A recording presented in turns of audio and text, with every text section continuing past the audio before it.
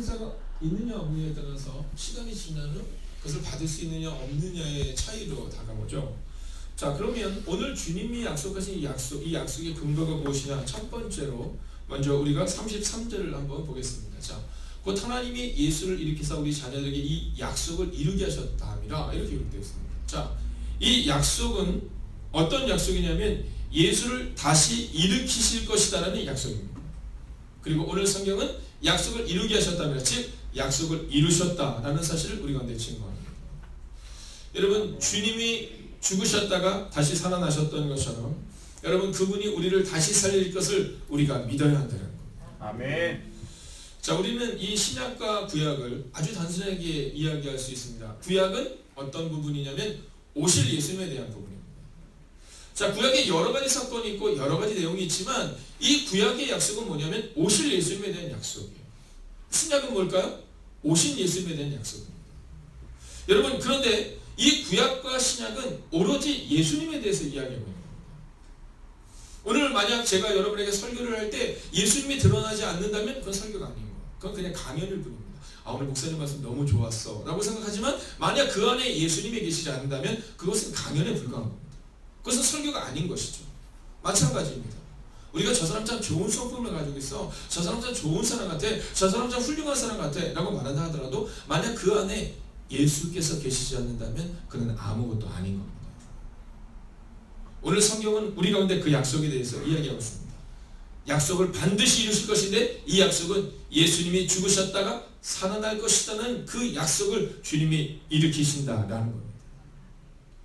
이것이 바로 첫 번째로 약속의 근거요, 약속의 내용입니다.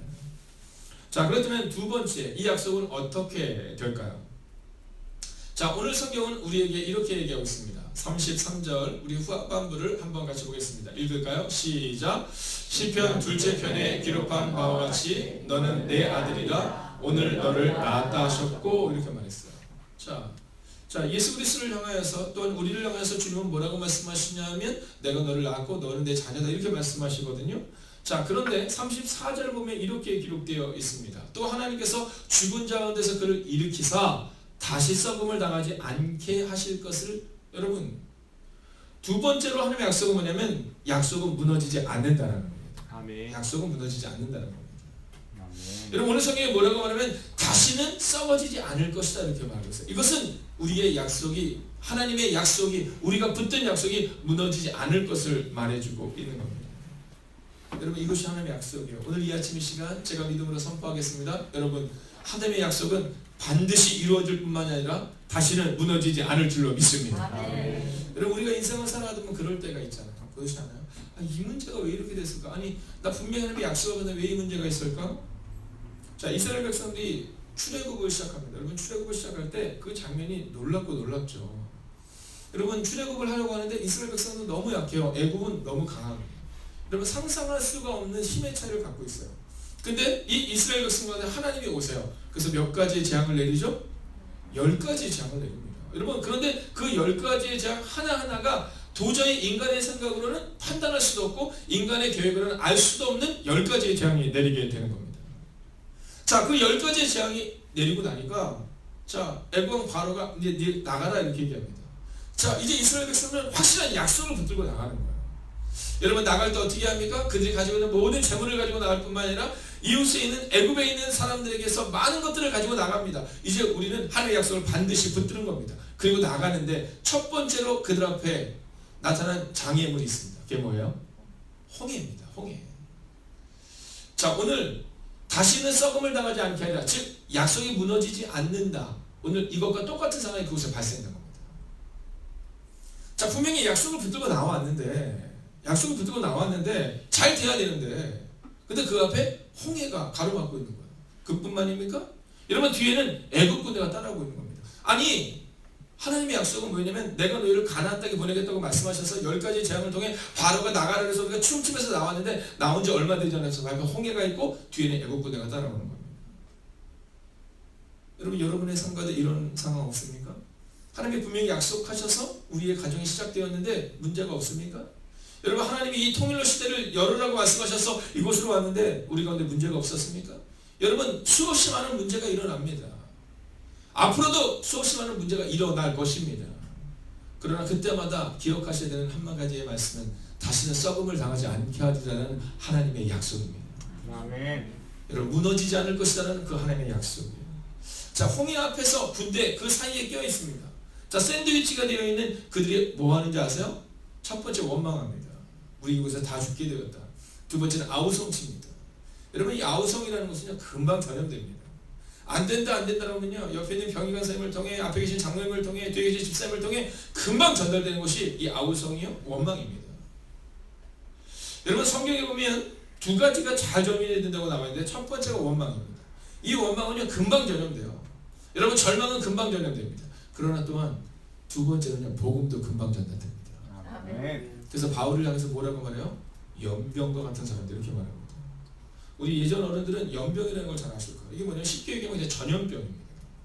여러분 전염병인데 뭐 이 전염병이 뭐 어떻게 노력해서 얻어진 게 아니라 그냥 툭 치고 가면 옆 사람에게 전염이 되는 거예요.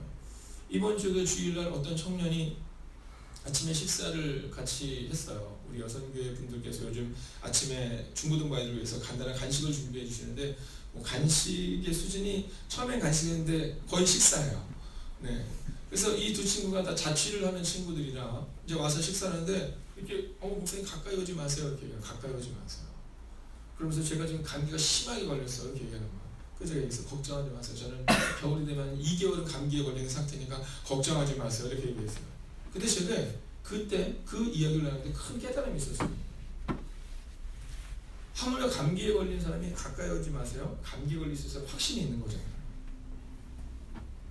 여러분 잘 생각해 보십시오. 감기에 걸린 사람도 확신이 있어서 나한테 가까이 오면 그럼 감기가 걸린다. 여러분 그리스도인인 우리에게는 어떤 확신이 있어야 됩니까? 가까이 오지 마세요. 나를 만나면 예수님을 영접하게 돼요. 이런 확신이 우리한테 있어야 된다는 거죠. 그렇지 않겠어요? 여러분 오늘 여러분이 밖으로 딱 나가시면 사람들을 딱 만나면서 어떤 말들은 야 내 옆에 큰일이네 저 사람들 예수님을 만나겠네 뭐 이런 마음이 있어야 되는데 우리의 마음 가운데 그 마음이 없어지기 시작했죠. 전도는 뭐 특별한 사람이 하는 거지. 아이 장로님 정도 돼야지 전도하시지. 아이 권사님은 돼야지 전도하시지. 아니에요. 여러분 다시는 썩어지지 않는다라는 약속, 무너지지 않는다는 약속이 우리 가운데 있어야 돼요. 여러분 여러분이 오늘 정하셔야 되는 거예요. 내가 원망을 전달할 것인가 아니면 복음을 전달할 것인가. 자 근데 이 아우성 치고 있는 이들에게 딱 한 사람이 등장하잖아요. 여러분 저는 오늘 이 새벽에 시간 여러분에게 믿음으로 선포합니다. 저는 아우성 치는 무리가 되지 마시고 모세와 같은 한 사람이 되시기를 주의 이름으로 축원하겠습니다. 아멘. 여러분 교회는 성숙한 자들의 몫이에요. 어제 제가 강의를 하다 와서 그런 얘기했어요. 자 교회가 뭐냐? 교회론에 대해서 얘기를 하면서 교회는 성숙한 자들의 몫이라는 거예요. 여러분 예수님의 사역을 감당했던 사람들은 떡을 먹었던 5천 명이 아닙니다. 여러분 떡을 함께 먹었던 4천 명이 아닙니다. 여러분 병고침을 얻었던 사람들이 아닙니다. 그럼 누구입니까? 예수님의 사역은 예수님의 12제자들 즉 성숙한 자들의 몫이었다는 거죠.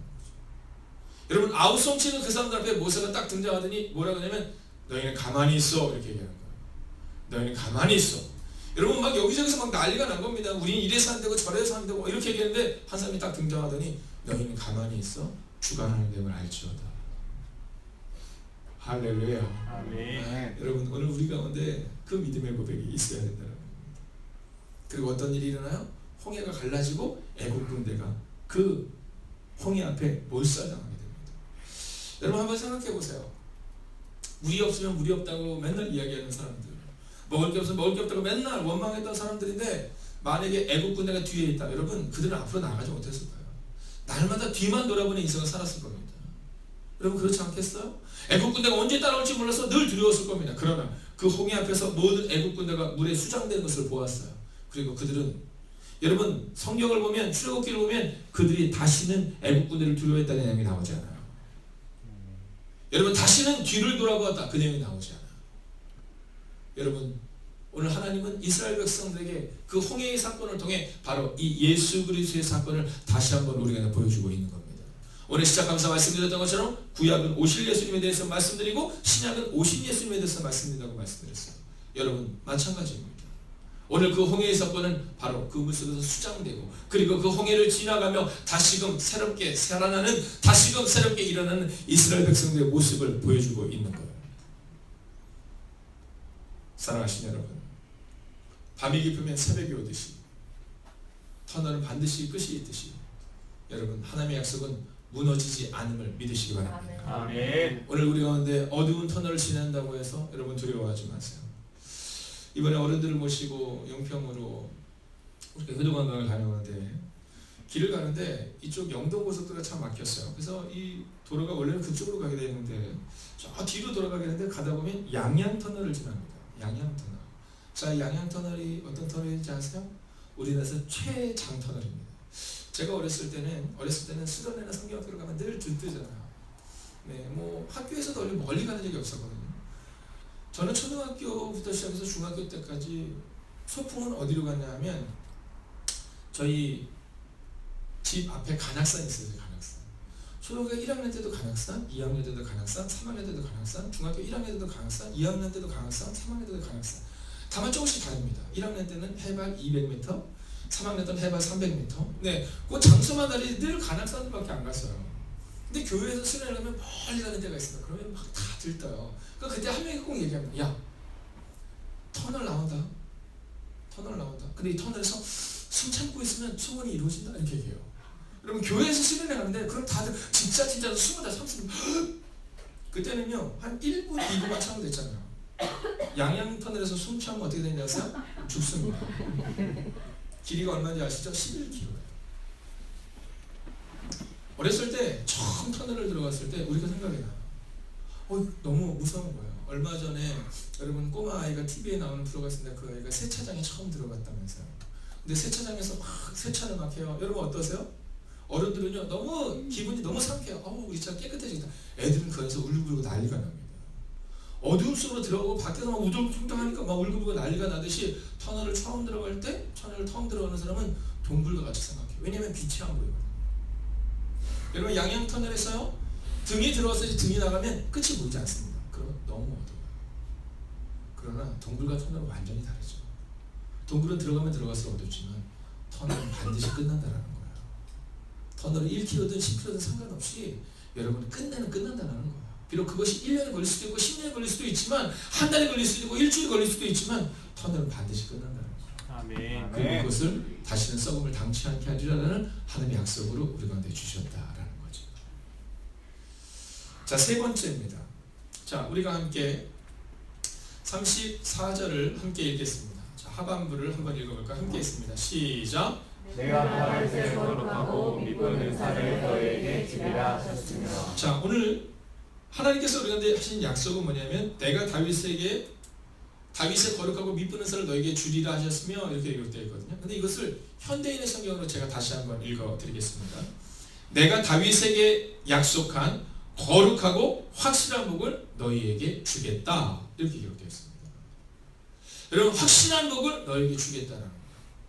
여러분 불확실한 복이 아니라는 거예요. 오늘 영민 간사님께서 우리 찬양팀에서 찬양 선곡을 할 때 안개가 우리의 눈앞에 있듯 안개가 우리의 눈앞에 가리듯 두려움이 우리 가운데 있지만 그곳에 늘 여전히 서 계신 하나님처럼 오늘 하나님의 약속은 확실한 약속을 믿으시기 바랍니다. 아멘. 여러분 안개가 우리 앞에 있으면 우리는 두려워하거든요. 우리는 낙마하거든요. 우리는 안 된다고 생각하거든요.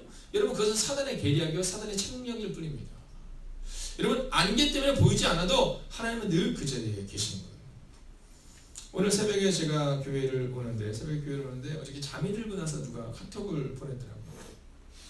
카톡을 보냈는데 그냥 아주 짧게 보냈어요. 뭐 다른 긴 내용이 없었어요. 뭐 요즘 청년들은 여러분이 아는 것처럼 늦게 자잖아요. 네, 늦게 자니까 목사님도 늦게 자기를 바래요.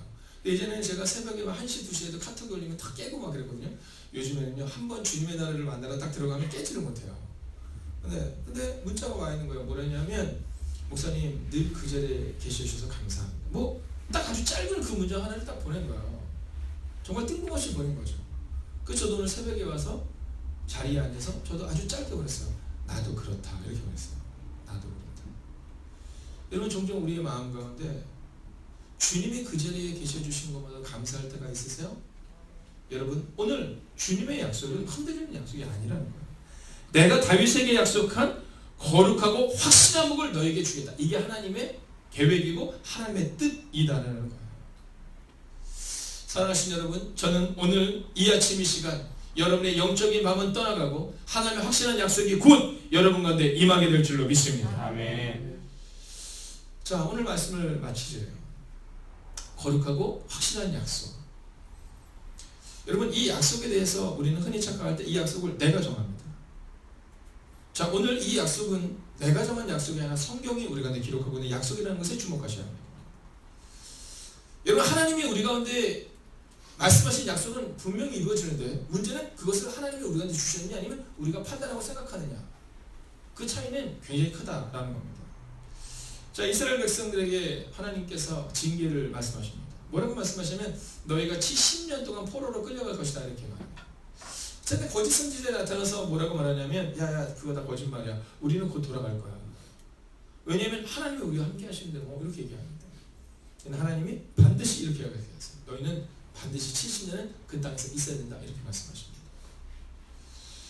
자, 그런데 그 사람들이 포로로 끌려갔는데 자 70년을 그 땅에 살기 위해서 필요한 게 뭐가 있을 것 같아요? 제일 먼저 뭐 해야 될 것 같아요? 집을 지어야겠죠. 집을 짓지 않는 겁니다. 왜 집을 짓지 않아요? 돌아올 거니까. 하나님은 70년을 너희가 거기 살아야 된다고 말씀하시는데 우리의 인간적인 계획은 우리는 돌아올 거니까 집을 짓지 않는다는 겁니다. 결혼도 하지 않습니다. 아이도 낳지 않아요. 돌아갈 때 얼마나 불편하냐. 아이도 낳지 않아요. 결혼도 하지 않습니다. 근데 그때 하나님이 말씀하세요. 야, 너희가 그 땅에서 70년을 살아야 돼. 집 져. 너희가 그때 70년 살아야 되니까 결혼도 하고 아이도 낳고 일상을 살아가 이렇게 얘기하세요. 여러분 신기하죠? 그 말씀을 듣고 이스라엘 백성들이 집을 짓기 시작합니다. 그리고 그 땅에서 살아내기를 시작해요. 그렇게 10년이 지납니다. 20년이 지납니다. 병영아 사님 몇 살이에요? 24살입니다. 흰머리 있어요? 하나도 없어요? 저는 17살 때부터 흰머리가 이 앞에 있었어요. 근데 어저께 제가 이제 이발을 하러 갔는데 저희 위에 청년이 이제 헤어 디자인 하잖아요. 그래서 이제 쭉 하는데 어제는 그러더라고요. 선생님 옆머리 도저히 안 됩니다. 이거 그냥 가시면 완전 백발입니다. 염색을 해야 됩니다. 그래서 이제 어저께 그런 얘기를 막 했어요. 지금 24살에 흰머리가 하나도 없잖아요. 그죠? 제가 예언하건대 앞으로 20년이면 흰머리가 나기 시작할 것이고 40년이면 흰머리가 가득 차게 될 것입니다. 그죠? 여러분 생각해 보세요. 20살 때 포로로 잡혀갔던 사람이 40세가 되고 50세가 되고 70세가 된 거예요. 20살 때 포로로 잡혀갔던 사람들이 지금 70년이 찼을 때 나이가 몇 살이면 90살이 된 거예요. 여러분 백발이 성성한 겁니다. 여러분 그 정도 지나면 이제는 못 돌아갈 것 같아.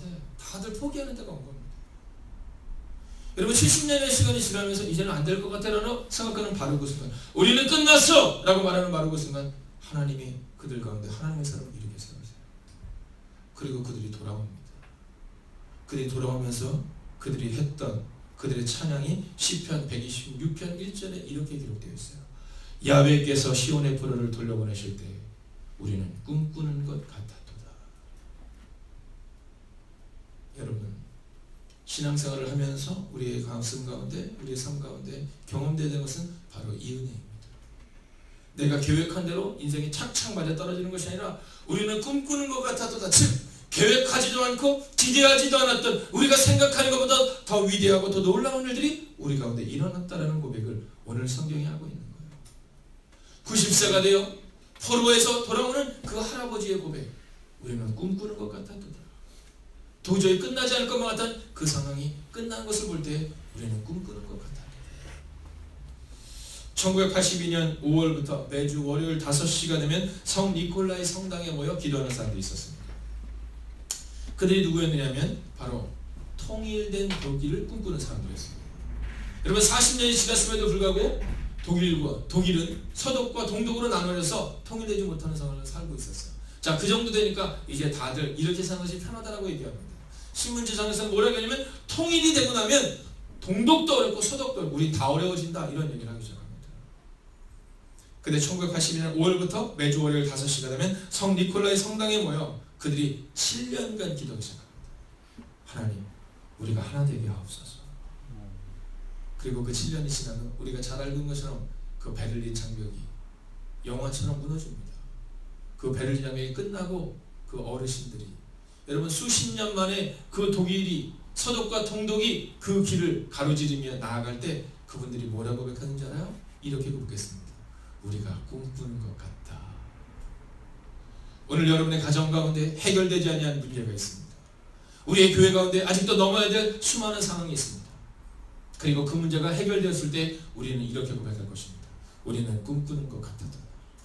그러나 그것은 꿈이 아니라 바로 내가 다윗의 거룩하고 미쁜 은사를, 즉 확실한 약속을 너에게 주었다고 말씀하시는 하나님의 응답임을 우리는 경험하게 될 것입니다. 아멘. 사랑하신 여러분, 약속은 반드시 이루어집니다.